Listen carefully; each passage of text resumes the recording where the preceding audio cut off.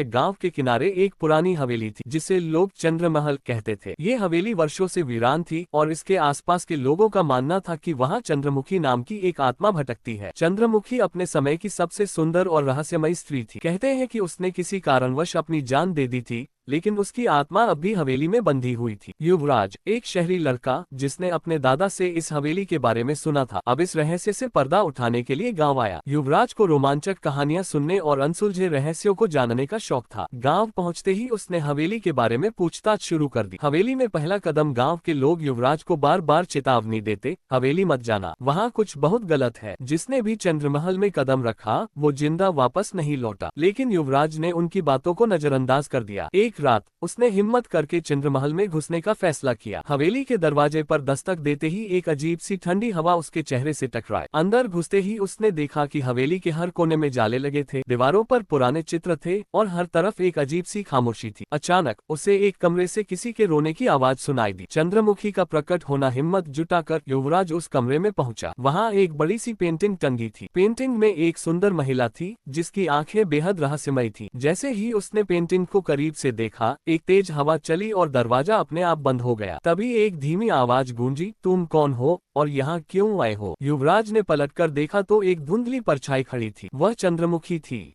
उसकी खूबसूरती किसी परिलोक की तरह थी, लेकिन उसकी आंखों में गुस्सा और दर्द झलक रहा था। चंद्रमुखी ने कहा, तुमने यहाँ कदम रखकर बहुत बड़ी गलती की है। अब तुम्हें मेरे सवालों के जवाब देने होंगे। रहस्य से पर्दा युवराज ने हिम्मत करके चंद्रमुखी से उसकी कहानी पूछी। चंद्रमुखी की आंखों में आंसू आ गए। उसने बताया, मुझे मेरे ही पति ने धोखा दिया। उसने मेरी संपत्ति हथियाने के लिए मुझे मार डाला, लेकिन मरने के बाद भी मेरी आत्मा को यहाँ कैद कर दिया गया। मैं यहाँ से तभी मुक्त हो सकती हूँ जब मेरी हत्या का बदला लिया जाए। चंद्रमुखी ने युवराज से मदद मांगी। उसने कहा, अगर तुम मेरे हत्यारे के वंशज से मुझे न्याय दिला सकते हो तो मेरी आत्मा इस नरक से मुक्त हो जाएगी। खौफनाक रातें युवराज ने चंद्रमुखी की मदद करने का वादा किया, लेकिन जैसे जैसे उसने चंद्रमुखी की हत्या की गुत्थी सुलझाने की कोशिश की, हवेली में अजीब घटनाएं होने लगी। कभी उसे किसी के कदमों की आवाज सुनाई देती तो कभी उसके कमरे में खुद ब खुद चीजें गिरने लगती। एक रात जब वह चंद्रमुखी की डायरी पढ़ रहा था तो अचानक दीवारों पर खून की बूंदें टपकने लगी। चंद्रमुखी ने उसे चेतावनी दी, तुम्हारे पास ज्यादा समय नहीं है, जल्दी करो वरना ये हवेली तुम्हें भी निगल जाएगी। हत्यारे का वंशज जांच करते हुए युवराज को पता चला कि चंद्रमुखी का हत्यारा कोई और नहीं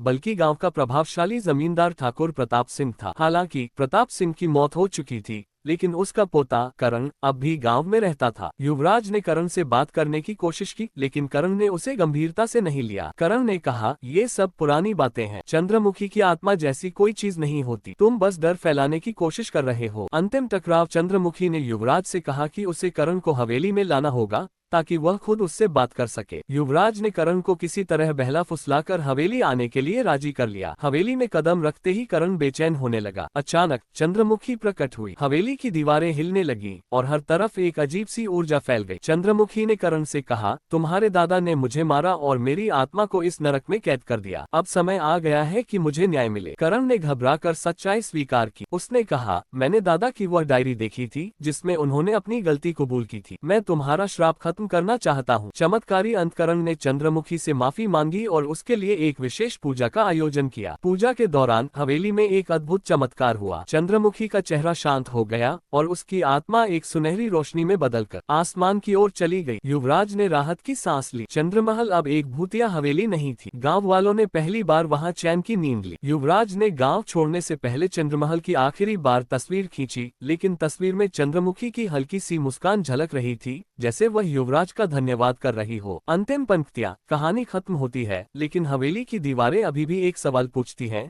क्या आत्माएं सच में मुक्त होती हैं या उनके पीछे कोई और कहानी छिपी होती है? अभिशप्त चंद्रमहल रहस्यमय पत्र। चंद्रमुखी की आत्मा को मुक्त किए 1 साल बीत चुका था। युवराज ने अपने अनुभवों को पीछे छोड़ दिया और सामान्य जीवन जीने की कोशिश कर रहा था। लेकिन एक दिन उसे एक अज्ञात व्यक्ति की चिट्ठी मिली। चिट्ठी में लिखा था, युवराज, चंद्रमहल का रहस्य अभी खत्म नहीं हुआ। हवेली में कुछ ऐसा छिपा है जो तुम्हारी सहायता मांग रहा है। अगर तुमने इसे अनदेखा किया तो गाँव पर भयंकर आपदा आ सकती है। चिट्ठी पढ़ते ही युवराज के मन में भय और उत्सुकता की लहर दौड़ गई। उसने इसे नजरअंदाज करने की कोशिश की, लेकिन रात में उसे अजीब सपने आने लगे। सपनों में चंद्रमहल की दीवारें खून से सनी हुई दिखती और एक अनजान महिला उसे पुकारती। चंद्रमहल की वापसी आखिरकार युवराज ने तय किया कि वह चंद्रमहल वापस जाएगा। गांव पहुंचने पर उसने देखा कि गांव वालों के चेहरे पर डर और चिंता छाई हुई थी। लोग कह रहे थे कि हवेली से फिर से चीखों की आवाजें आ रही हैं और रात में वहां से काले धुएं का गुबार उठता है। युवराज ने हवेली में प्रवेश किया। पहली नजर में सब कुछ सामान्य लग रहा था,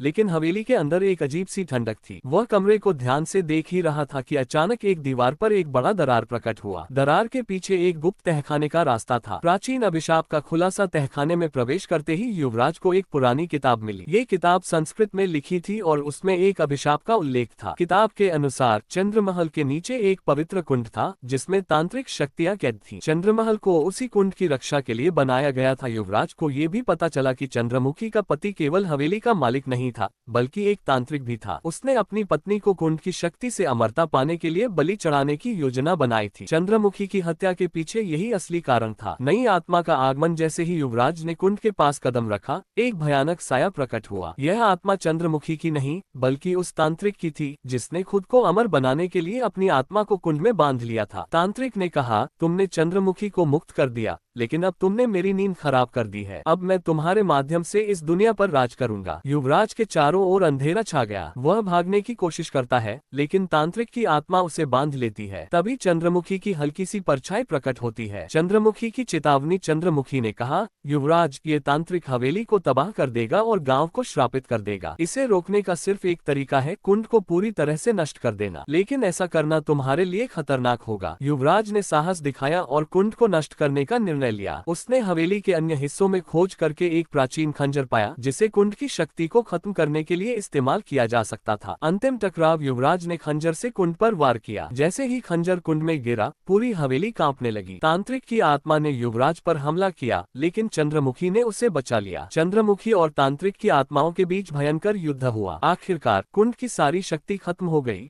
और तांत्रिक की आत्मा जलकर राख हो गई। चंद्रमुखी ने युवराज को आखिरी बार धन्यवाद दिया और कहा, तुमने न केवल मुझे बल्कि इस हवेली और गांव को भी मुक्त कर दिया। अब मैं पूरी शांति के साथ जा सकती हूँ। चमत्कारी अंत। कुंड नष्ट होने के बाद हवेली का अभिशाप भी खत्म हो गया। गांव वाले अब सुरक्षित महसूस करने लगे। युवराज ने चंद्रमहल को हमेशा के लिए बंद करने का निर्णय लिया। जब उसने हवेली छोड़ी तो उसने आसमान में एक चमकती हुई रोशनी देखी। ये चंद्रमुखी की आत्मा थी जो उसे अलविदा कह रही थी। युवराज ने हवेली का रहस्य सुलझा लिया था, लेकिन उसके मन में एक सवाल हमेशा के लिए रह गया, क्या चंद्रमहल के सभी रहस्य वाकई खत्म हो गए हैं या ये सिर्फ एक नई शुरुआत थी।